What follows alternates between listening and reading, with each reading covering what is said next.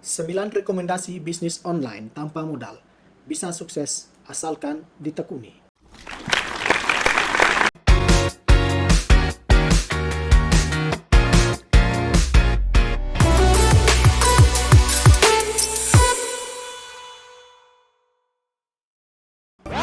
Assalamualaikum sahabat bisnis online. Ada banyak cara untuk memulai bisnis secara online hingga memberikan keuntungan yang fantastis meski Anda termasuk pemula. Maka dari itu, tidak ada kata terlambat bagi Anda yang ingin memulai berbisnis. Tanpa modal di sini bukan berarti tanpa mengeluarkan uang sepeser pun. Kita lebih setuju menyebutnya dengan modal kecil atau nyaris tidak mengeluarkan modal. Salah satu hal yang membuat orang-orang malas berbisnis ialah modal yang diperlukan. Hanya dengan sebuah kios kecil saja bisa mengeluarkan uang jutaan rupiah. Sebelum terjun ke dunia bisnis yang ingin Anda tekuni, ada baiknya untuk terlebih dahulu memahami beberapa strategi berbisnis. Salah satu cara yang saat ini sedang digeluti oleh banyak orang adalah melalui bisnis online.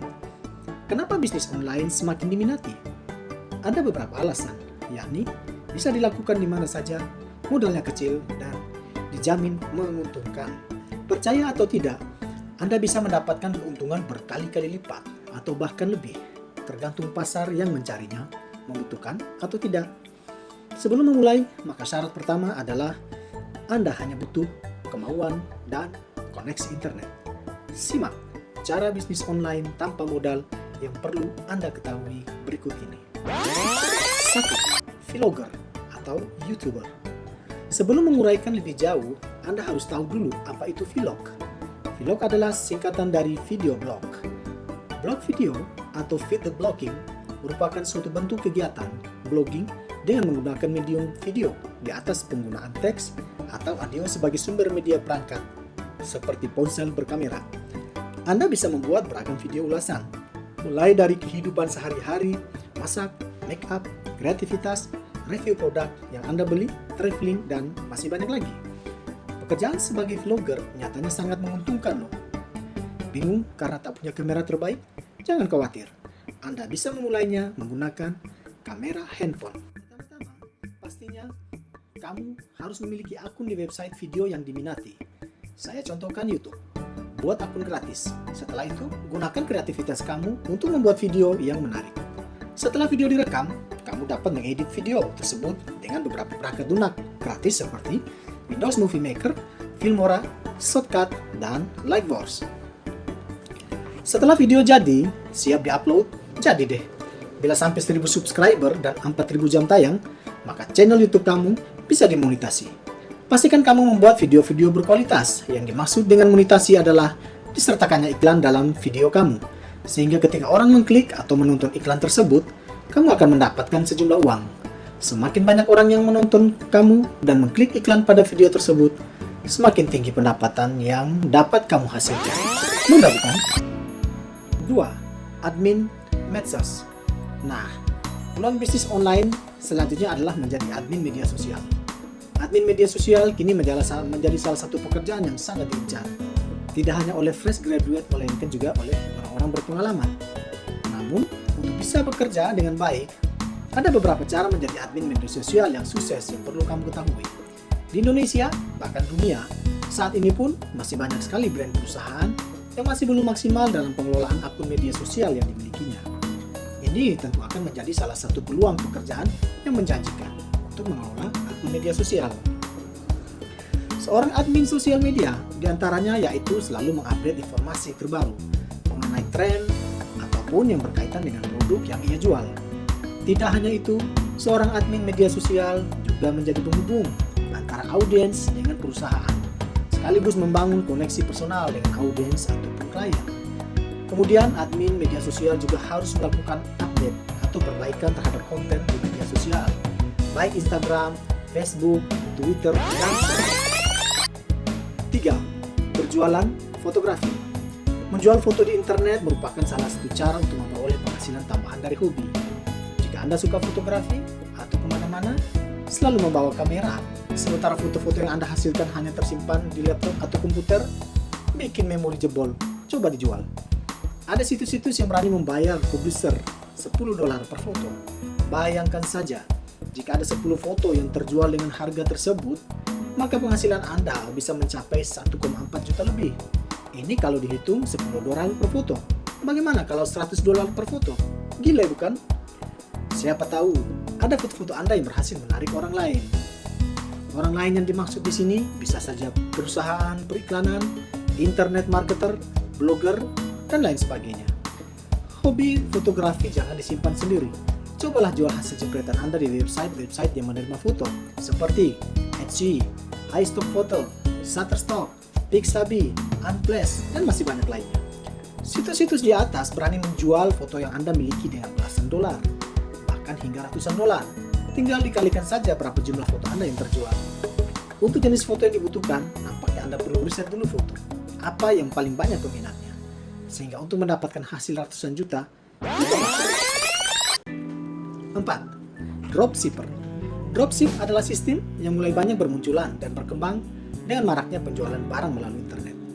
Dengan adanya sistem dropship, banyak pihak yang terbantu, baik itu supplier, pembeli, dan pihak yang melakukan dropship itu sendiri, yang disebut dengan dropshipper. Dropshipper tidak banyak menyimpan stok barang. Jadi jika seorang dropshipper mendapatkan order, ia akan langsung meneruskan order dan detail pengiriman barangnya ke pemasok atau supplier yang menjual barang tersebut.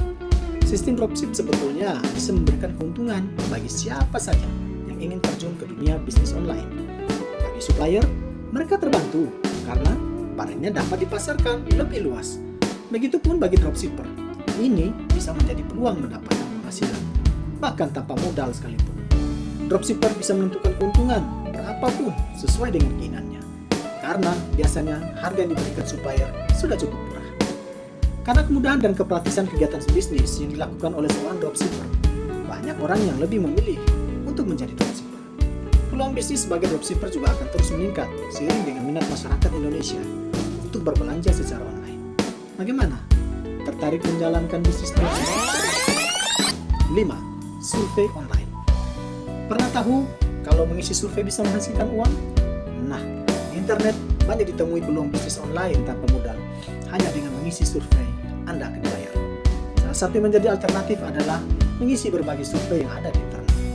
Pada masa ini, banyak sudah situs survei berbayar online yang menyediakan bayaran bagi pengisi survei atau responden untuk keperluan tertentu, dan bayaran yang didapat biasanya berupa dolar. Anda tinggal mencari website survei online yang terkenal seperti YouGov, Viewfruit, Toluna, dan lain-lain. Selain itu, pola kerjanya pun beragam. Ada situs survei berbayar online untuk melihat opini masyarakat tidak hanya seputar dunia pasar, namun juga dapat digunakan untuk dunia politik. Bila Anda sudah menjadi member setiap bulannya, akan mendapatkan sekitar 2 atau 3 buah survei yang dapat diikuti. Untuk setiap survei akan menerima poin. Bila ingin dicairkan poin tersebut dalam bentuk uang, akan masuk melalui akun digital seperti PayPal dan harus memiliki minimal poin yang senilai dengan sekian dolar. Ada lagi yang akan meminta beberapa data pribadi koresponden. Data tersebut kemudian akan dijadikan acuan untuk menentukan survei mana yang cocok untuk Anda ikuti. Dan sebagai apresiasi situs tersebut juga akan memberikan imbalan bagi yang sudah menyelesaikan survei tersebut. Nah, sudah ada gambaran bukan? 6. Affiliate marketing. Affiliate marketing adalah jenis pemasaran berbasis kinerja, di mana bisnis memberikan penghargaan kepada satu atau lebih afiliasi untuk setiap pengunjung atau pelanggan yang dibawa oleh upaya pemasaran afiliasi itu sendiri. Di sini, Anda menjadi orang yang tidak mempunyai produk atau jasa apapun untuk dijual, tetapi Anda bisa membantu merchant untuk menjualkan barang atau jasanya dengan memasarkannya melalui internet. Setelah barang atau jasa tersebut terjual, maka Anda akan mendapatkan komisi dari penjualan tersebut. Namun, seperti apa sistem pembayaran komisi untuk affiliate? Setelah mereka berhasil menjualkan produk kepada konsumen, sistemnya ada beragam. Bahkan konsumen juga tidak harus membeli produk dari affiliate agar affiliate bisa mendapatkan komisi. Jadi pembayarannya tergantung kepada sistem yang diterapkan. Maka dari itu, kontribusi affiliate juga dinilai dengan cara yang berbeda, tergantung sistemnya. Antara lain, pertama pay per sale. Dalam sistem ini, merchant membayar affiliate dengan sejumlah persentase dari harga penjualan produk yang terjual kepada konsumen, di mana penjual tersebut merupakan hasil dari strategi affiliate marketing. 2. Pay per lead. Dalam sistem pay per lead, komisi diberikan kepada affiliate ketika mereka sudah berhasil mengkonversi leads Artinya affiliate harus bisa mengajak konsumen untuk mengunjungi website merchant, kemudian melakukan tindakan tertentu, misalnya seperti mendaftar, jadi anggota website, mencoba layanan produk gratis untuk promo, berlangganan, newsletter, ataupun mengunduh software Notify. Baru nanti setelah konsumen benar-benar melakukan salah satu tindakan tersebut, affiliate akan mendapatkan komisi dari merchant. 3. Pay per click. Sistem ini berlaku dengan cara memberikan insentif kepada affiliate untuk mengarahkan konsumen dari platform marketing affiliate menuju ke website merchant. Artinya, affiliate harus menjalin engagement dengan konsumen sehingga mereka dapat mengajak konsumen untuk berpindah dari website affiliate menuju ke website merchant. Jadi affiliate akan dibayar berdasarkan peningkatan web traffic. Semakin banyak konsumen dari website affiliate mengunjungi website merchant, maka komisi yang didapatkan affiliate juga menjadi makin tinggi. 7. Content writer. Penulis konten situs web atau penulis konten web atau content writer pada umumnya adalah orang yang berspesialisasi dalam menyediakan konten yang relevan untuk situs web. Setiap web situs memiliki target audiens yang spesifik dan membutuhkan konten yang paling relevan untuk menarik bisnis. Content writer adalah seorang penulis profesional yang memproduksi konten-konten menarik di media online. Konten ini bisa berbentuk artikel, blog, kiriman di sosial media, atau apapun yang ditulis berbasis online. Selain menulis, seorang content writer juga memiliki tanggung jawab untuk memastikan agar website, gambar, tulisan yang dibuatnya selaras dan berkaitan. Tipe pekerjaan yang satu ini cocok dijalani oleh kamu yang suka menulis. Ada beberapa jenis content writer yang lazim dijumpai di antaranya. Yang pertama adalah SEO, Search Engine Optimization. Content writer dalam bidang ini bertugas untuk menulis konten sesuai dengan keyword atau kata kunci yang sudah diatur dalam SEO. Content writer dalam bidang ini bertugas untuk menulis konten yang sudah diatur. 2. Jurnalistik. Tidak hanya menulis berita, writer dalam bidang jurnalistik juga bisa menulis tulisan lain yang lebih santai. Tulisan tersebut bisa berbentuk entertain atau feature yang bertujuan untuk menghibur para pembaca. Layaknya reporter, biasanya writer dalam bidang jurnalistik bekerja di portal berita ataupun media ataupun website online. 3. Generalis. Biasanya generalis writer dipilih untuk membuat konten sebanyak-banyaknya tanpa tema yang ditentukan. Umumnya, mereka juga akan menulis atau membuat konten yang hanya bertujuan untuk menciptakan kesadaran akan sebuah brand. 8. Blogger. Siapa itu blogger? Blogger adalah orang yang membuat dan mengelola blog, membagikan pandangan serta perspektif mereka ke audiens secara online, baik untuk tujuan pribadi maupun bisnis. Menjadi blogger adalah profesi menyenangkan. Meski tak begitu mudah, ia tidak harus berdiam diri di satu tempat jika ingin menulis konten. Bahkan ada blogger yang mengisi konten dengan melakukan perjalanan. Tapi tentu saja ini tergantung dari jenis blog yang dibuat. Sementara internet sudah dapat diakses dengan mudah dari mana saja. Saat itulah siapapun bisa menjadi blogger. Apakah blogger mendapatkan uang dari blog? Jawabannya adalah ya. Blogger mendapatkan uang dari blognya. Setelah selesai membuat dan membangun blog, baik secara konten maupun pembacanya, selanjutnya adalah Anda harus mengenal beberapa sumber penghasilan blog. Lalu, dari mana sumber penghasilan blog itu? Pertama, pendapatan dari iklan. Semakin tinggi traffic blog Anda miliki, semakin mahal pula bayaran peluang iklan di blog Anda. Salah satu tips yang perlu Anda jalankan adalah dengan memasang Google AdSense untuk meningkatkan traffic blog Anda. 2. Pendapatan dari afiliasi. Menjadikan konten yang Anda tulis untuk mengarahkan pembaca, membeli, menggunakan, atau melihat produk yang dijual di situs lain. Jika Anda beruntung dan seseorang mengikuti tautan atau link yang Anda tulis dan melakukan pembelian terhadap tulisan Anda. 3. Mengadakan event. Mengadakan event bagi para blogger pemula tak harus dalam skala besar. Bagi Anda yang telah memiliki pembaca setia, Anda bisa mengundang pembaca ke dalam event Anda dalam menerapkan tarif. 4. Recurring income. Yang dimaksud dengan recurring income adalah dengan cara menerapkan keanggotaan program atau loyalty program. 9. Jasa pembuatan website online. Terpikir untuk membuka bisnis jasa pembuatan website? Kenapa tidak? Saat ini, para website kian penting, tapi belum banyak yang mampu membuat website sendiri. Peluang usahanya masih cukup menjanjikan. Berbekal keahlian web development, Anda bisa membuat jasa pembuatan website sendiri dan meraih keuntungan besar. Tertarik kan?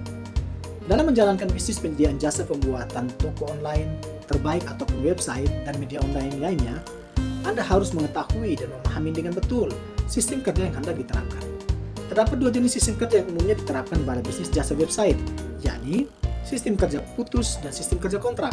Sistem kerja putus merupakan sistem kerja di mana penyedia jasa pembuatan website hanya bertugas untuk menyelesaikan proyek pembuatan website sesuai permintaan pelanggan tanpa pengelolaan dan keamanan website.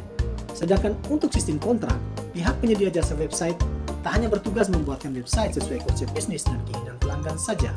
Pihak jasa website juga bertanggung jawab atas pengelolaan dan keamanan website. Nah, itu tadi peluang bisnis online yang sukses. Jadi, apakah kamu sudah memulai menjual kemampuan personalmu? Semua itu pada intinya memungkinkan kita untuk memperoleh penghasilan dari hobi yang Anda lakukan. Asalkan itu ditekuni dengan baik. Terima kasih.